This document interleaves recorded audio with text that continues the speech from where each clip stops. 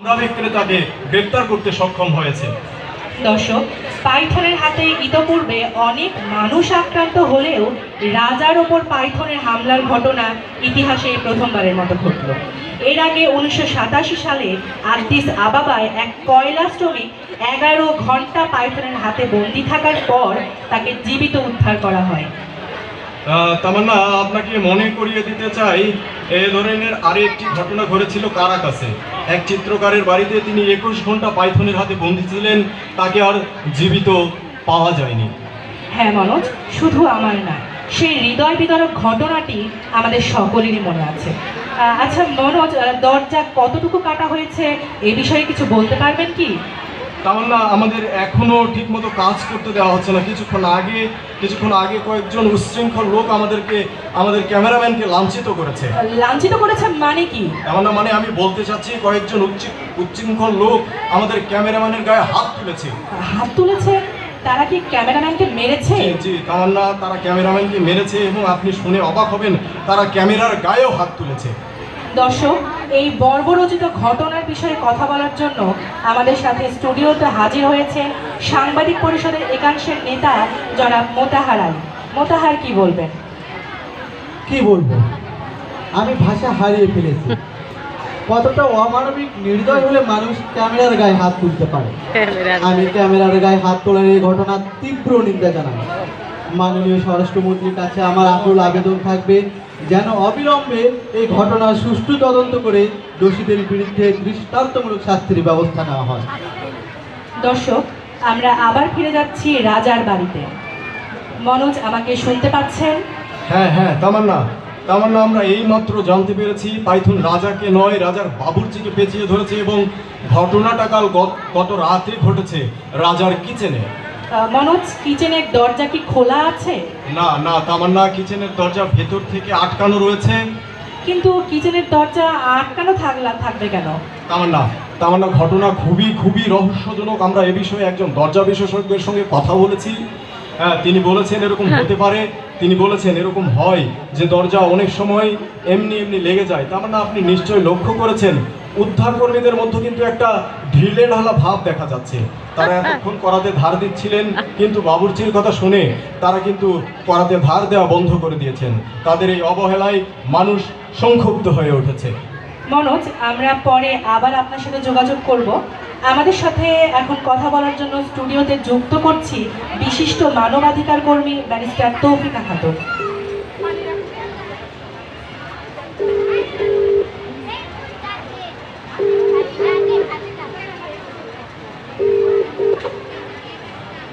তৌফিকা, আপনি কি শুনতে পাচ্ছেন? হ্যাঁ তামান্না, শুনলাম এবং অনেক বেশি অবাক হলাম। আমরা কোন দেশে বাস করছি? বাবুর্চিকে তারা কি মানুষ মনে করে না? না হলে কেন এমন হবে? সেও তো মানুষ নয় কি? বাবুর্চির কথা শুনে কেন করাতে ধার দেওয়া বন্ধ হয়ে যাবে? আমি প্রধানমন্ত্রীকে অনুরোধ করব তিনি যেন বাবুর্চিকে মানুষ গণ্য করেন। আর আমাকে অনুরোধ করতে হবে কেন? আশ্চর্য, বাবুর্চিটা তো এমনিতেও মানুষ। দর্শক, আমরা আবার চলে যাচ্ছি রাজার কিচেনে, অর্থাৎ রান্নাঘরে। সর্বশেষ অবস্থা জানার জন্য আমাদের সাথে আছে মনোজ। মনোজ, আপনি কি শুনতে পাচ্ছেন? হ্যাঁ তামান্না, শুনতে পাচ্ছি। হ্যাঁ তামান্না, আমরা এইমাত্র শুনতে পেয়েছি পাইথন রাজার বাবুর্চিকে পেঁচিয়ে ধরেছে রাজার বাবুর্চির রাজহাঁসটিকে। এবং সেই পাইথনটা ছিল না, এটা সাধারণ সাপ ছিল। ওঝারা এসে সাপটিকে ধরে নিয়ে গেছে। যদিও আমরা লক্ষ্য করেছি উদ্ধার করতে আসা বাহিনী নিরাপত্তার অজুহাতে ওঝাদের ভেতরে প্রবেশ করতে দেয়নি, তবে আদম্য ওঝারা তাতে হাল ছেড়ে দেয়নি। তারা বাইরে থেকে বিন বাজিয়ে সাপটাকে ধরে ফেলেছে। মনোজ, রাজহাঁসটা এখন কেমন আছে? ওটা বেঁচে আছে তো? তামান্না, হাঁসটি মুমূর্ষু অবস্থায় পশু হাসপাতালে নিয়ে যাওয়া হয়েছে। দর্শক, আমরা এখন সরাসরি চলে যাচ্ছি জাতীয় পশু হাসপাতালে। সেখানে আছেন আমাদের বিশেষ প্রতিনিধি রাজীব। তামান্না, মুমূর্ষু হাঁসটিকে আসলে কিছুক্ষণ আগেই জাতীয় পশু হাসপাতালে আনা হয়েছে। ডাক্তাররা বলছেন যে তাকে বাঁচানো যাবে না। রাজীব, সিঙ্গাপুর নিয়ে আরো উন্নত চিকিৎসা দিলে কি হাঁসটাকে বাঁচানো সম্ভব?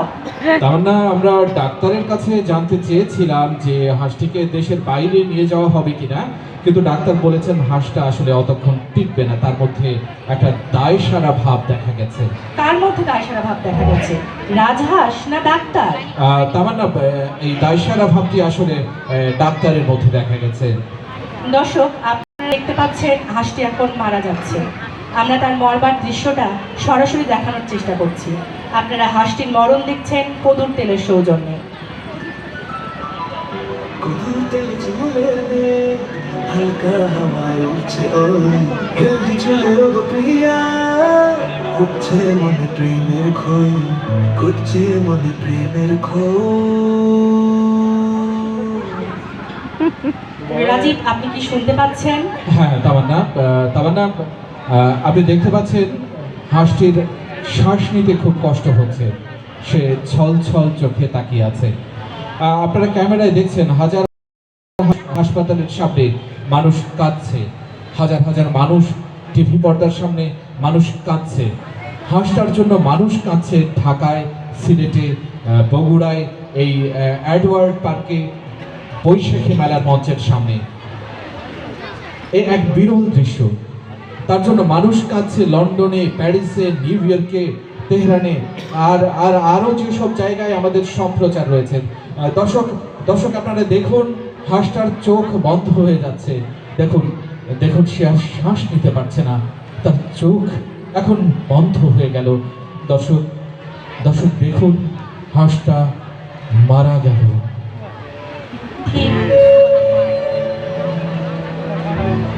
ঠিক 7:23 হাঁসটি মারা গেল। দর্শক, আমরা রিপ্লেতে আবার তার মৃত্যুটা দেখাচ্ছি। দর্শক আবার দেখতে থাকুন, তারপর আবার। যারা এখন দেখতে পাচ্ছেন না, তারা এটি দেখতে পাবেন রাত 11টার পর আমাদের বিশেষ আয়োজন একটি হাঁসের মৃত্যু এবং আমরা কোথায়, এই অনুষ্ঠানে।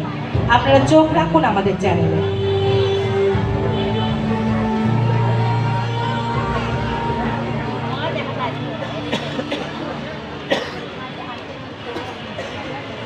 দর্শক, আমরা আবার আপনাদের নিয়ে যাচ্ছি জাতীয় পশু হাসপাতালের সামনে। আমাদের প্রতিনিধি রাজীব আছেন সেখানে। রাজীব, আপনি কি শুনতে পাচ্ছেন? জি তামান্না, শুনতে পাচ্ছি। রাজীব, বাবুর্চি কি কোনো প্রতিক্রিয়া নেওয়া সম্ভব হয়েছে? তামান্না, আসলে প্রিয় রাজহাঁসটির মৃত্যুতে বাবুর্চিটি খুবই শোকাহত আছে। আমরা তার সাথে বারবার কথা বলার চেষ্টা করেছিলাম, কিন্তু উনি আমাদেরকে আমাদের পেশাগত দায়িত্ব পালন করতে দেননি। রাজীব, বাবুর্চি কি আর কোনো হাঁস আছে? তামান্না, বাবুর্চি আমাদের এ বিষয়ে কিছু না বললেও আমরা বিশেষ একটি সূত্র থেকে জানতে পেরেছি তার আর কোনো হাঁস নেই। তামান্না, এইমাত্র আমরা লক্ষ্য করলাম তামান্না, মরা হাঁসটি আবার চোখ মেলছে, সে সবার দিকে ফ্যাল ফ্যাল করে তাকিয়ে আছে। একটু আগেই ডাক্তাররা তাকে মৃত বলে ঘোষণা করেছিল। অলৌকিক, অবিশ্বাস্য। হাঁসটা আবার উঠে দাঁড়িয়েছে, সে এই একটু হাঁটলো, আবার পড়ে যাচ্ছে, আবার উঠে দাঁড়ালো। এখন দেখুন, হাঁসটি উঠতে শুরু করেছে। দেখুন তামান্না, হাঁসটা উঠছে, মরা হাঁসটা ওই আকাশে উড়ে যাচ্ছে।